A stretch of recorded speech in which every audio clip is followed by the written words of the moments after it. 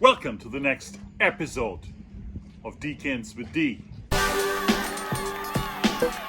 I am Dietmar Ostermann. I am your host this afternoon, and I'm the regular guy from Long Island. Beaujolais is on the agenda for this afternoon. Beaujolais from France. It is the most southern part of the Burgundy region, and even though it is considered to be part of the Burgundy region, it's a very different wine. Beaujolais is made out of the Gamay grape. And the Gamay grape is almost dominated by production in France. There's a few other countries that produce the Gamay grape, but like 95% of the world production comes from France. The Beaujolais wine in the south of Burgundy is very close to the city of Lyon, north of Lyon.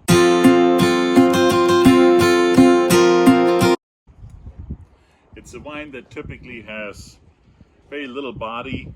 It's a dry wine, not much tannins, medium acidity, and relatively low alcohol. The predominant fruit to expect is a pomegranate, berry, violet aromas, as well as maybe some sense of potting soil. Let's check those Beaujolais out. They are typically pretty affordable and are a real alternative to a Pinot Noir. It's a light red French wine. We're the most common of all Beaujolais, from Louis Jadot, the Beaujolais Villages. You can get it, I believe, in every single wine store in this country. We're tasting all 2019s. Beaujolais you typically drink young, within 4 years or so.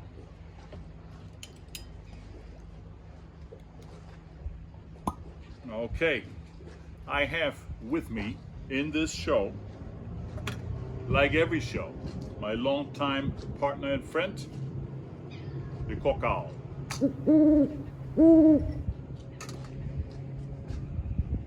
Let's check this baby out. So what we see here is a beautiful mid-level red color. This is a ruby red, see-through, but has some nice, shiny, brilliant color to it. Very light lines in the glass indicating low alcohol content, and indeed this wine is 13% alcohol content. It is rated 3.7 at Vivino and sells for $13, ladies and gentlemen. Sniffy sniff. Some red fruits on the nose. Berries. Raspberries, but also a pronounced red cherry note. A hint of a spice. Very nice on the nose. Let's give it a whirl. Medium acidity with a bite, no tannins, light body, low alcohol, juicy flavors. The cherry is pronounced, some spice, and a little bit of peppery notes. Also on the tongue, a little bit of licorice. I imagine there's the rose flower that I detect a little bit in the nose that is coming through as well. Overall, a good Beaujolais. I give it a 3.5. Wine number 2. This one is the Wild Soul, Julien Sunier. I detected this recently. I never had this before, but it was highly recommended. Wild Soul is a Vivino 3.8 rated wine, and it cost $26. Let's feed somebody here real quick.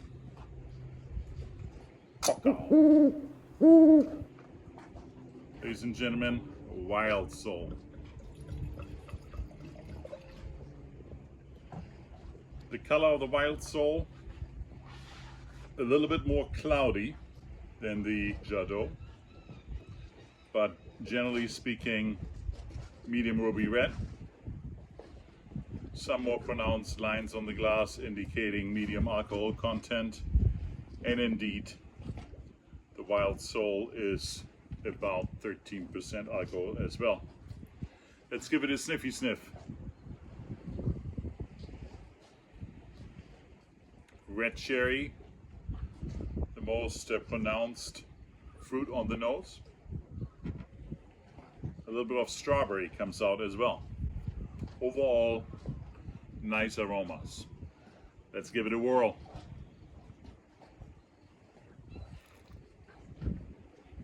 Very balanced. I like it a lot. A pronounced fruit profile in the mouth. Red fruits, some red cherry, some strawberry. Low alcohol, low to medium alcohol. The acidity is more on the low end, not as acidic as the Louis Jadot. Very compact, very drinkable right now. Again, very little body to the wine. It's a light wine overall. No tannins. A nice afternoon cocktail party drinker. I give the Wild Soul a 4.0. Contestant number 3. This one is the 2019 Morgon. This also comes from Julien Sunier, but it's a more high-end version of their wines. When it comes to Beaujolais, you typically find 3 different quality levels. First, the regular Beaujolais, which could be planted in the entire area of Beaujolais north of Lyon. Then you have the Beaujolais Villages. Those are the more sophisticated wines that come from a inner circle region within the Beaujolais region, out of certain designated villages. And then you have the Beaujolais Cru. There's 10 specific villages that are classified as worthy for Beaujolais Cru. And Morgon is one of them. Fleury is another one of them. The Morgon is rated 3.9 on Revino and sells for $38.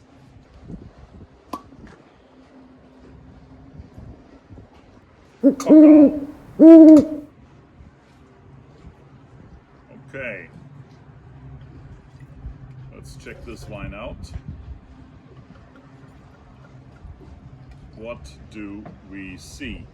The Morgon in the glass, cloudy as well, but still see-through. It's a medium ruby red. Overall, the color is not as nice and bright as the Louis Jadot. Let's give it a sniffy sniff. Red fruit in the nose. I detect some spice. A little bit of violet notes. Let's give it a whirl. Very balanced, an easy drinker. In addition to the red fruits, which are probably raspberry, a little bit strawberry, there's some cassis in here. I also detect a licorice note in the mouth. Overall, a very solid product. I like the Wildflower every bit as good as. And for $12 more, I can't really recommend the Morgon. They are on an equal level for me because of the higher price point. I give the Morgon a 3.9. Domaine de la Grande Cour Fleury 2019. This wine is a 4.1 rated wine by Vivino and sells for $39. The most expensive of the four in the lineup.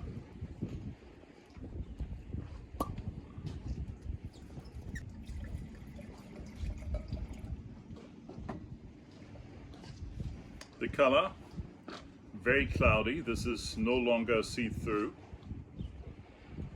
It almost looks like the wine may have gotten bad. It probably was not stored correctly. It's that cloudy. We'll see. Let's give it a sniffy sniff.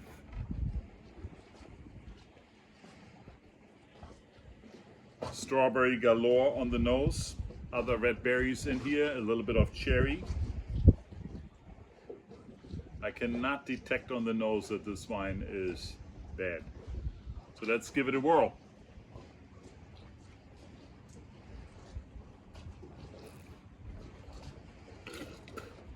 Yeah, no good. This wine was not properly stored, so I can't properly rate that. Ladies and gentlemen, out of the four wines that I tasted from Beaujolais, one was bad, the other three were very good.